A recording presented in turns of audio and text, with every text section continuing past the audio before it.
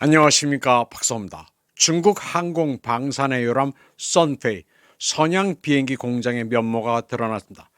7월 8일 랴오닝 뉴스는 27만 평방미터 규모의 새로운 선페이 작업장을 공개했습니다. 2024년에 완공된 공장인데 5세대 전투기를 연간 100대에서 150대를 생산할 수 있다고 밝혔습니다. 27만 평방미터는 단일 공장으로는 굉장히 거대합니다. 베이징 자금성 면적이 72만 평방미터니까 자금성의 3분의 1에 해당하는 면적입니다. 항공모함 산동호의 경우 갑판 면적이 1만 5천 평방미터니 항공모함 갑판 면적의 18배 해당합니다. 중국 공정원 원사 순총은 중국이 항공기 개발을 상당히 효율화하고 있다고 밝혔습니다. 이제 전투기 생산도 휴대폰 생산과 마찬가지로 소프트웨어화를 기해 대량 생산을 할 것이라고 말합니다. 지금까지 중국이 항공기 한 기종을 개발하는데 15년에서 20년이 걸렸다면 앞으로는 그 기간을 5년으로 단축시킬 수 있다고 밝혔습니다. 전투기도 전기 자동차처럼 기계보다는 전기, 전자 비중이 커짐에 따라 휴대폰 생산 모델과 닮아가고 있다는 것입니다. 휴대폰을 만드는 것처럼 컨베이어 벨트로 물건을 대량으로 만들어낸다는 개념입니다. 중국 엔지니어들은 항공기 대량 생산 라인은 마이똥 방식이라고 설명합니다. 비행기가 조립될 때 생산 엔지니어나 로봇은 제자리에 있고 제품이 다음 단계로 이동합니다. 생산을 이렇게 효율화하면 인력도 절약하고 불량률도 낮출 수 있습니다. 이런 생산 라인은 보잉, 에어버스, 록히드 마틴도 이미 도입했습니다. 중국 내에서는 2010년 시페이, 시안 비행기 회사가 처음 도입한 이래 젠 20과 젠 35도 같은 방식으로 생산되고 있습니다. 그런데 나흘 전 CCTV가 짜오원티엔시아라는 아침 뉴스 프로그램에서 랴오닝성 선페이 공장을 취재 소개했습니다. 최근에 개발한 젠 15T를 소개했습니다. 젠 15T는 젠 15를 개량한 함재기입니다. 항공모함 갑판에서 캐터펄트로 발진되는 형식으로 어레스팅 후크가 달리는 신형 함재기입니다. 얼마 전 홍콩의 기항에 화제가 됐던 산동호 항공모함에 탑재되는 기종입니다. 이제 젠 15T는 짧은 스키점프식 갑판을 이륙하다 사고로 바다에 침몰하는 일은 없을 것으로 보입니다. 그런데 CCTV는 젠 15T를 소개하면서 젠 35 생산도 노출했습니다. 배경에 녹색 도장의 테스트기가 보입니다. 또 회색의 양산형도 눈에 띕니다. 군사 기밀이라 실수로 노출했을 리는 없습니다. 일부러 노출한 것입니다. 선페이에서 노출된 젠 35는 모두 5대입니다. 선페이는 여러 기종을 동시에 생산할 수 있습니다. 젠 35는 당분간 젠 15T와 병행해 운용되다가 해군의 주력 함재기로 자리매김할 것으로 예상되고 있습니다. 젠 35는 이번 9.3 중국 전승절 군사 퍼레이드에서도 여러 대가 공중 분열을 선보입니다. 이미 리허설됐습니다. 함재기로 개발된 젠 35는 중국이 최근 진수에 해상 테스트를 완료한 슈퍼캐리어 푸젠호에 우선적으로 배치될 것으로 예상됩니다. 중국의 5세대 전투기 양산이 비약적인 데 비해 미국은 초라하기만 합니다. 트럼프 행정부의 미 공군은 2026년 24대 F-35를 구매한다는 계획입니다.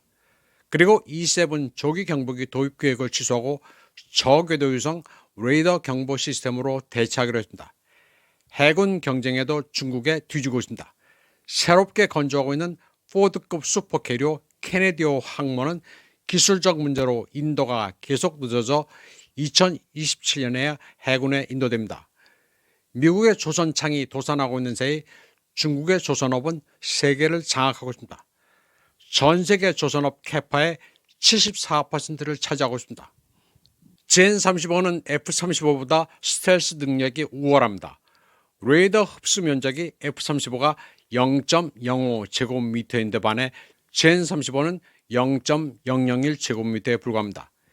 엔진도 젠 35는 2대 워산 19 엔진으로 추력이 24톤입니다. 단발 엔진의 F-35보다 추력이 26% 강합니다. 무장도 젠35가 더 강력합니다. 4발의 PL-15 중거리 공대공 미사일에 2발의 근접 전용 PL-10 미사일을 탑재합니다. 이에 반해 F-35는 2발의 중거리, 2발의 단거리 미사일로 무장합니다. 작전 반경도 젠35가 1350km로 F-35의 1100km보다 우월합니다. 모든 면에서 젠35가 우월합니다. 중국 공군의 발전은 아주 비약적입니다. 젠20도 시커멓게 도장했다고 해서 흑무사라고 불리는 젠20S를 내놨습니다. 젠20S는 기존의 젠20과는 비교가 되지 않을 정도로 업그레이드 됐으며 전력화가 시작됐습니다. 최대 특징은 가장 선진적인 전자광학 표적 시스템 EOTS입니다. 사파이어 고급 광학 유리를 사용했는데 전방위로 목표물을 조준하고 상대방의 움직임을 감지합니다. 또 지상, 해상, 공중의 목표물을 감지해 미사일을 유도합니다. 젠20S는 복좌 전투기입니다. 후속의 부조종사는 무기, 전자 시스템을 통제합니다. 공격의 효율성을 높이는 동시에 다른 무인기와의 합동작전도 고려했습니다. 젠20S는 기체도 조금 길어졌습니다. 기체 앞부분의 카나, 오리 날개는 그대로지만 델타 후익의 면적은 좀 더 커진 게 특징입니다. 흑무사란 별칭의 젠20S는 부분적으로 6세대 전투기의 기술을 채용하고 있습니다. 스텔스 도료가 6세대 스텔스 전투기 젠50과 같은 계열입니다. 또 공대공 무장을 PL-17로 할 경우 공대공 전투 능력을 획기적으로 강화할 수 있습니다. 무려 400km 떨어져 있는 적기를 격추시킬 수 있습니다. 젠20S는 레이더 탐지 범위도 400km를 초과합니다. 중국은 군사, 과학기술, 교육 등 거의 모든 면에서 미국을 압도하고 있습니다. 혐중 정서가 강한 한국인들 상당수는 인정하고 싶어하지 않지만 냉정한 현실입니다. 혹자는 중국이 소련처럼 붕괴될 것이라고 떠들기도 하는데 그럴 가능성은 전무합니다.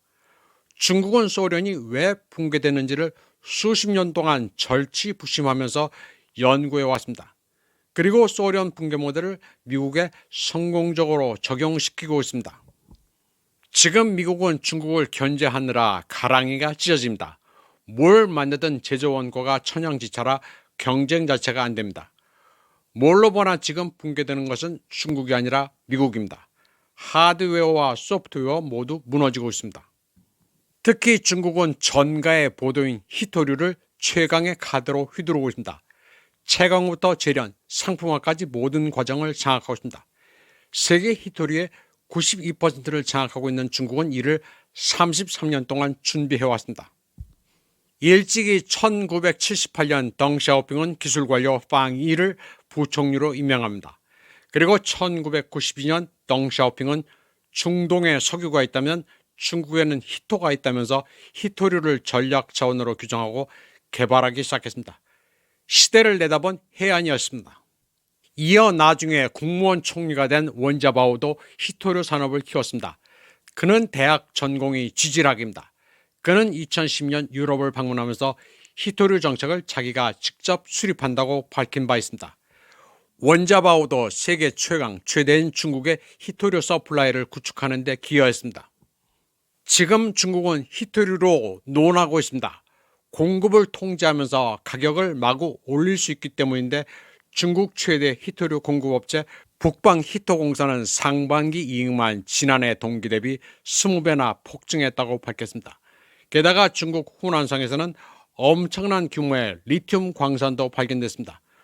추정 매장량이 무려 4.9억 톤입니다.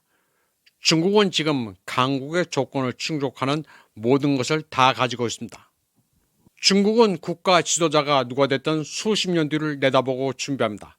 한국에서는 지금 시진핑이 덩샤오핑에 도광양해를 벌인 바람에 망한다고 황당한 소리를 하는 이들이 제법 있습니다. 도광양해는 와신상담의 다른 표현을 불과합니다. 시대에 따라 슬로건은 바뀌게 마련입니다. 중국이 지금 도광양해를 할 이유는 하나도 없습니다. 도광양해를 할 단계는 이미 오래전에 지나갔습니다. 미국과 집단 사방이 중국을 악마화하면서 악의 축인이 죽어야 한다고 자극하는데 네, 중국은 악의 축이 맞습니다. 도광양회 계속하면서 죽어드릴게요 라고 할 리가 만무합니다. 덩샤오핑에서 장저민, 후진타오, 시진핑까지 지도부는 바뀌었지만 중국의 국가 발전 계획은 일관성이 있습니다. 절대로 전임자의 업적을 뒤집고 새로 시작하지 않습니다. 최근에 시진핑 실각설을 떠드는 이들도 제법 있는데 그럴 리도 없겠지만 100번 양보해 시진핑이 설령 실각을 하더라도 중국이 망하는 것은 아닙니다. 이번 방송은 여기까지 하겠습니다. 시청해주신 여러분 감사합니다.